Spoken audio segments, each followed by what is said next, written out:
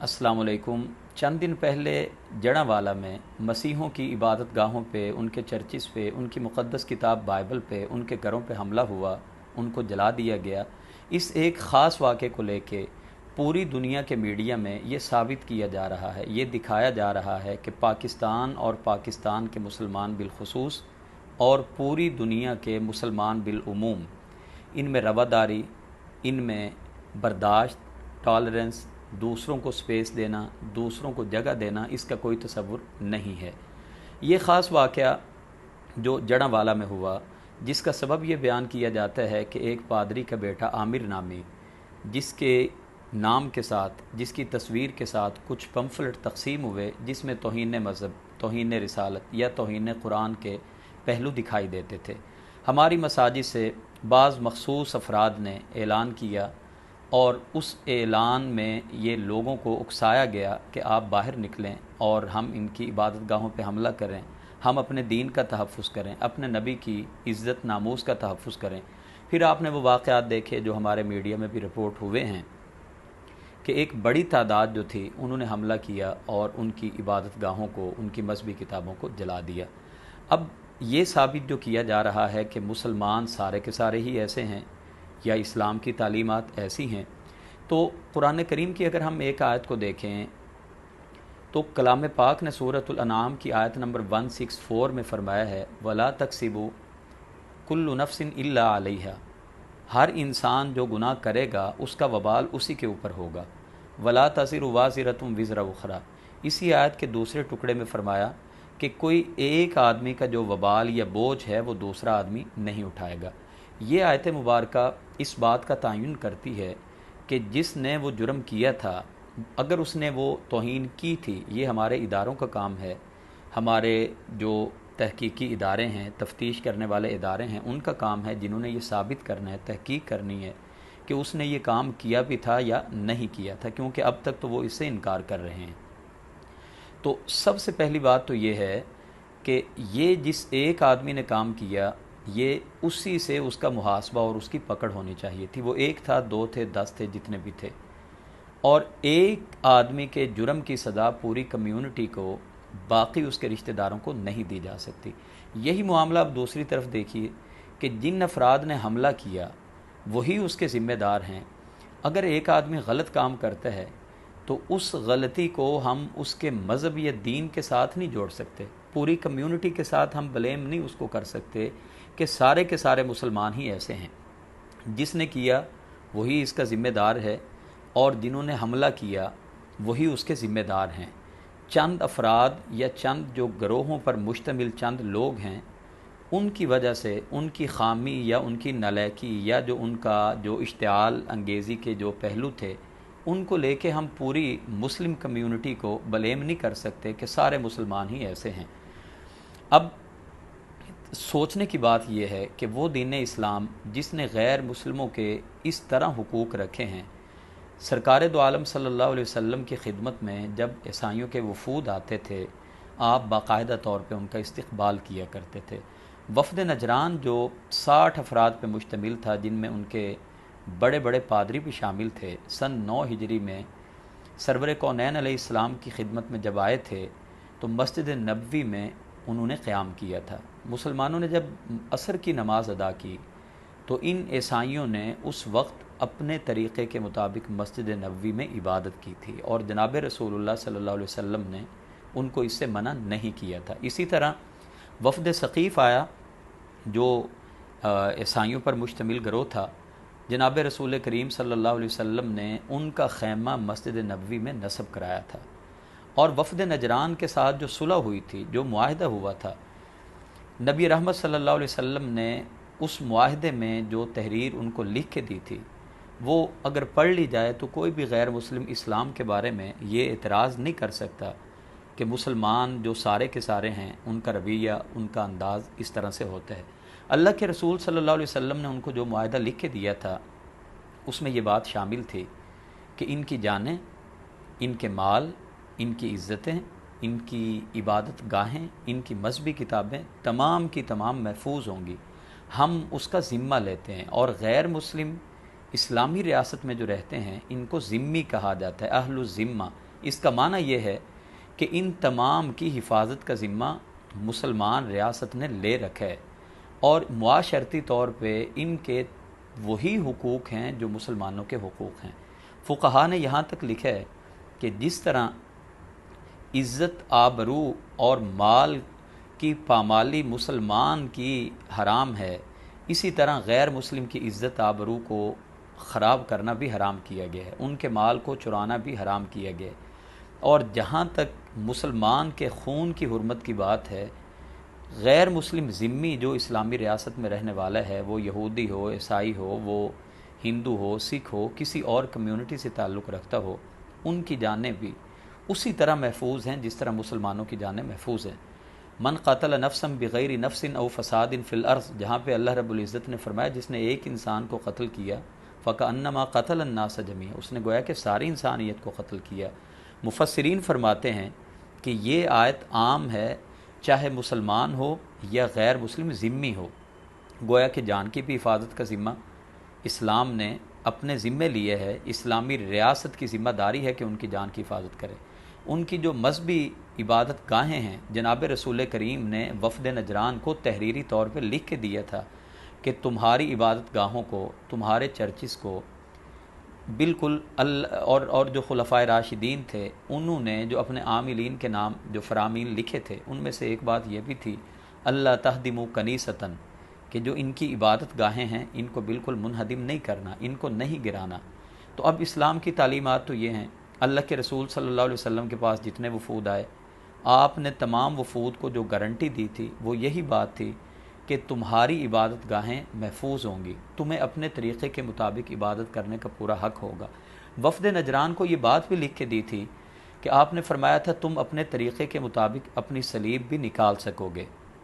تم اپنے ناقوس بھی بجا سکو گے، اس سے بڑی کیا گارنٹی ہو سکتی ہے۔ اور یہاں تک فرمایا کہ من قاتل معاہدن، جس نے کسی ذمی کو اسلامی ریاست میں رہنے والے کسی غیر مسلم کو قتل کر دیا، تو جناب رسول کریم نے فرمایا لم یرہ رائحۃ الجنہ، وہ جنت کی خوشبو بھی نہیں پائے گا، حالانکہ جنت کی خوشبو من مسیرت 70 عاماً، وہ 70 سال دور کی مسافت سے آ رہی ہوگی۔ ذمی کو قتل کرنے والا وہ جنت کی خوشبو بھی نہیں پائے گا۔ اور جہاں تک ان کی مذہبی کتابوں کی بات ہے تو ہمارا دین اسلام مسلمان آدمی اس وقت تک ہو ہی نہیں سکتا جب تک کہ سابقہ آسمانی کتابوں پر ایمان نہ لائے، جب تک تمام کے تمام انبیاء کی رسپیکٹ، احترام، ان پر ایمان وہ نہ رکھے، تب تک اس کا ایمان ہو ہی نہیں سکتا۔ وَلَٰكِنَّ الْبِرَّ مَنْ آمَنَ بِاللَّهِ وَالْيَوْمِ الْآخِرِ وَالْمَلَائِكَةِ وَالْكِتَابِ وَالنَّبِيِّينَ۔ اللہ رب العزت نے کیٹیگوریکلی اس بات کو مینشن کر دیا ہے کہ جس طرح جناب رسول کریم کی رسالت پر ایمان لانا ضروری ہے، اسی طرح تمام کے تمام انبیاء پر، تمام کی تمام سابقہ آسمانی کتابوں پر ایمان لانا بھی ضروری ہے کہ وہ تمام آسمانی کتابیں سچی تھیں، برحق تھیں، اللہ کی بھیجی ہوئی تھیں، تمام انبیاء اللہ کے بھیجے ہوئے تھے۔ ہمیں یہاں تک تلقین کی کہ جب سابقہ انبیاء کا نام آئے تو علیہ السلام ان کو خراج عقیدت پیش کرنا ہے، علیہ السلام کہہ کے۔ یہ تصور مسلمانوں میں نہیں ہے، یہ تصور چند جو شریر یا اسلاموفوبیا کا جو تصور غیر مسلموں میں پایا جاتا ہے، آئے روز قرآن کریم کو جلا دینا اور آئے روز نبی پاک کی جو شان ہے اس میں گستاخی کرنا، مسلمانوں میں جو چند افراد ہیں جو اس سوچ کے، اس فکر کے اور اس حد تک چلے جاتے ہیں۔ قرآن کریم کی آیت بتاتی ہے کہ جس طرح اس پادری عامر پر الزام تھا یا اس کے بیٹے پر الزام تھا کہ اس نے یہ کام کیا ہے، تو اسلام کی روح سے وہ ایک ہی ذمہ دار ہے، اور ریاست کا کام ہے کہ ریاست اس کو پکڑے، اس کے خلاف تحقیقات کرے، اس کے خلاف کیس چلائے، قرار واقعی اس کو سزا ملنی چاہیے اگر وہ قصوروار تھا تو۔ لیکن عوام الناس کا یہ کام نہیں ہے کہ وہ ہر بات کو اور ہر فیصلے کو اپنے ہاتھوں میں لے لیں اور خود ہی فیصلے کرنے لگ جائیں۔ یہاں پہ ایک اور بھی ضروری بات کو سمجھ لیجئے کہ کچھ کام جو ریاست کے ذمے ہیں ریاست نے کرنے ہیں، اور کچھ کام وہ اللہ کے ذمے ہیں، یا کچھ فیصلے کہہ لیں تو بات اچھی سمجھ آئے گی کہ کچھ فیصلے ایسے ہیں جو اللہ رب العزت نے کرنے ہیں۔ جو اللہ نے فیصلے کرنے ہیں وہ ہم اپنے ہاتھوں میں نہیں لے سکتے۔ جو ریاست نے فیصلے کرنے ہیں وہ عام شہری وہ کام اپنے ہاتھوں میں لے کے کہے جی کہ کسی آدمی نے کوئی بندہ قتل کر دیا اور وہ کہے جی کہ جس نے قتل کیا میں خود ہی اس کو قتل کر دوں، تو ہمارے آئین کے مطابق اس آدمی کو قتل کیا جائے گا جس نے اس قاتل کو قتل کیا تھا۔ یہ ریاست کے کام ہیں، اور کچھ کام وہ ہیں جو ہمارے ذمہ لگائے گئے ہیں، بڑی معذرت کے ساتھ کہ جو کام ہمارے فرائض میں شامل نہیں ہیں ہم وہ سارے کام کر رہے ہیں، اور جو کام ہمارے فرائض کے طور پہ رکھے گئے ہیں ہم وہ کام بالکل بھی نہیں کر رہے۔ لوگوں کی جنت اور جہنم کے فیصلے کر رہے ہیں، یہ فیصلے اللہ نے کرنے ہیں۔ لوگوں کے ایمان کے فیصلے کر رہے ہیں، لوگوں پر کفر کے فتوے لگا رہے ہیں، لوگوں پر شرک کے فتوے لگا رہے ہیں، یہ فیصلے اللہ نے کرنے ہیں۔ اور جس نے جو جرم کیا ہے وہ سزا کا مستحق ہے نہیں ہے، اس کے خلاف انکوائری کرنا، کیس کو آگے چلانا، اس کو سزا دینا، یہ ریاست کا کام ہے، یہ کسی شہری کا کام نہیں ہے۔ اب چند لوگ اٹھیں اور جو اللہ کے فیصلے کرنے والے ہیں وہ لوگوں پہ فتوے لگانا شروع ہو جائیں، چند لوگ اٹھیں جو ریاست کے کرنے کے کام ہیں وہ اپنے ہاتھوں میں لے کے اور وہ یہ کام کرنا شروع ہو جائیں۔ اسلام بالکل ان باتوں کی اجازت نہیں دیتا، اور جس طرح غیر مسلموں میں کوئی اکا دکا شرارتی آدمی اگر کوئی انتشاری یا فسادی ہے اور وہ اس طرح کا کام کرتا ہے تو وہ ساری ریاست یہی کہتی ہے کہ یہ اس کا انڈیویجولی طور پہ، انفرادی طور پہ اس کا قصور ہے، آپ پوری کمیونٹی کو بلیم نہ کریں۔ یہی ہمارا کہنا ہے کہ یہ جو چند لوگوں نے کام کیا ہے ان کو، وہ گرفتار بھی ہو چکے ہیں، ان کو سزا بھی ملنی چاہیے۔ اور یہ یاد رکھیے کہ اگر ہم ہر چیز کو اپنے ہاتھ میں لینا شروع کر دیں، فیصلے ہم خود کرنے شروع کر دیں، تو ہماری مساجد میں ہر جمعے میں آپ کو چند جو ہیں وہ لازمی واقعات سننے کو ملیں کہ خطیب صاحب قتل ہو گئے۔ کوئی بھی بندہ اٹھے اور وہ توہین رسالت، توہین مذہب یا توہین اولیاء کا الزام لگا کے اگلے بندے کو گولی مار دے، اس سے مزید انارکی، انتشار، فساد اور ہمارے ہاں جو اختلافات کا ایک نیا بازار گرم ہو جائے گا۔ اس لیے جن کا یہ کام ہے یہ کام ان کے ذمہ رہنے دیں۔ اور ہماری مسلمانوں کی اب حالت یہ ہے کہ چرچز تو بڑی دور کی بات ہے، ہمارا بس نہیں چلتا، ورنہ ہم اپنے مسلمانوں کی جو مسجدیں ہیں ان کو ہی برداشت نہیں کرتے، ہم انہی کو گرا دیں۔ ایک مسلک کے پیروکار دوسرے مسلک کی جو مسجد ہے اس کو برداشت نہیں کرتے۔ بے شمار لڑائیاں ہمیں سننے کو ملتی ہیں، مسجد جب شروع ہوتی ہے بے شمار واقعات سنتے ہیں کہ دوسری کمیونٹی کے لوگ، دوسرے مسلک کے لوگ آ کے وہ وہاں پہ اختلافات کو بنیاد بنا کے وہ ان کی خواہش ہوتی ہے کہ یہ مسجد نہ بن پائے۔ تو ہمارا بس نہیں چلتا جس انداز میں ہم لوگوں کو منع کرتے ہیں نا کہ جی آپ کی نماز فلاں مسجد میں نہیں ہوتی،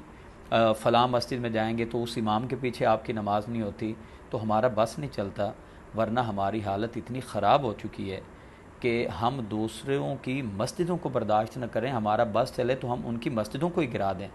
اور ساری باتوں کا لب لباب یہ ہے کہ معاشرتی طور پہ ہم دن بدن زوال پذیر ہو رہے ہیں، ہم میں تنزلی اخلاقی جو گراوٹ ہے وہ بہت زیادہ آ رہی ہے، وہ سیاسی معاملات ہوں، وہ مذہبی معاملات ہوں، اخلاقی معاملات ہوں۔ ہمارے اندر عدم برداشت وہ نہ صرف مذہبی طور پہ ہے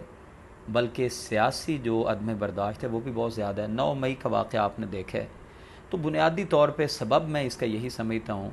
کہ ہماری جو اخلاقی گراوٹ ہے، ہماری جو عدم برداشت ہے وہ ہم میں بہت زیادہ ہو گئی ہے، ہم دوسروں کو برداشت نہیں کرتے۔ وگرنہ رواداری کا جو تصور اسلام نے دیا ہے، لا تسبوا الذین یدعون من دون اللہ فیسبوا اللہ عدوا بغیر علم، کہ تم غیروں کے خداؤں کو بھی گالی نہ دو، جواب میں وہ تمہارے خدا کو، اللہ رب العزت کو گالی دیں گے۔ اس سے بڑی کیا بات ہو سکتی ہے؟ تو عدم برداشت کا یہ ایک مظہر ہے جو ہم نے دیکھا ہے، اور اس کے ذمہ دار وہی چند افراد ہیں، نہ کہ پوری کمیونٹی کو بلیم کیا جا سکتا ہے۔ اور اسلام کا اصل چہرہ تو یہ ہے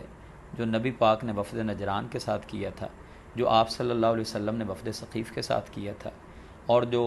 خلفائے راشدین نے اپنے عاملین کو لکھا تھا کہ کسی عبادت گاہ کو، غیر مسلم کے گرجے کو گرانا نہیں ہے۔ اور ولید بن عبد الملک کے دور میں مسلمانوں نے ایک گرجے پہ حملہ کیا، اس کو گرا کے اس کی جگہ پہ مسجد تعمیر کر لی۔ سیدنا عمر بن عبدالعزیز رحمۃ اللہ علیہ کے دور میں وہ عیسائی عمر بن عبدالعزیز رحمۃ اللہ علیہ کے پاس شکایت لے کے آئے، آپ نے فوری طور پہ حکم دیا کہ اس مسجد کو گرا دیا جائے اور اس مسجد کی جگہ پہ نئے سرے سے جو گرجا ہے وہ تعمیر کیا جائے، اور نہ صرف تعمیر کرنے کا حکم دیا بلکہ فرمایا کہ اس کی تعمیر کا سارا خرچ بھی اسلامی ریاست برداشت کرے گی۔ یہ اسلام کا اصل چہرہ ہے۔ اسلام کا اصل چہرہ یہ ہے جو آپ نے سنا ہے کہ خود ایک پادری BBC کو انٹرویو دیتے ہوئے کہہ رہا ہے کہ اہل حدیث کی مسجد کے افراد ہمارے پاس آئے اور انہوں نے یہ آفر کی کہ آپ ہماری مسجد میں آ کے عبادت کر لیں۔ یہ اسلام کا اصل چہرہ ہے، اور ہم تمام کو اسلام کا جو اصل چہرہ ہے، اسلام کی جو اصل پہچان ہے، جس کو بدنما بنانے میں، داغدار بنانے میں سب سے بڑے ذمہ دار آج کے مسلمان ہیں، جنہوں نے اپنے کردار سے یہ ثابت کیا، دنیا کو دکھایا کہ خدا را تم اسلام کی طرف نہ آنا۔ تو اسلام کا اگر چہرہ مسخ ہو رہا ہے، اس کے ذمہ دار میں اور آپ ہیں، اس کے ذمہ دار ہم مسلمان ہیں۔ ہم اپنے کردار سے، اپنے اخلاق سے، اپنے معاملات سے اس قدر گر چکے ہیں، اخلاقی طور پہ اس قدر تنزلی کا شکار ہیں کہ دنیا کو ہم یہ میسج دے رہے ہیں کہ خدا را تم اسلام کے قریب نہ آنا۔ ہمیں تمام کو اپنا کردار ادا کرنا چاہیے، اپنے اخلاق سے، اپنے کردار سے دنیا کو یہ میسج دینا چاہیے کہ مسلمان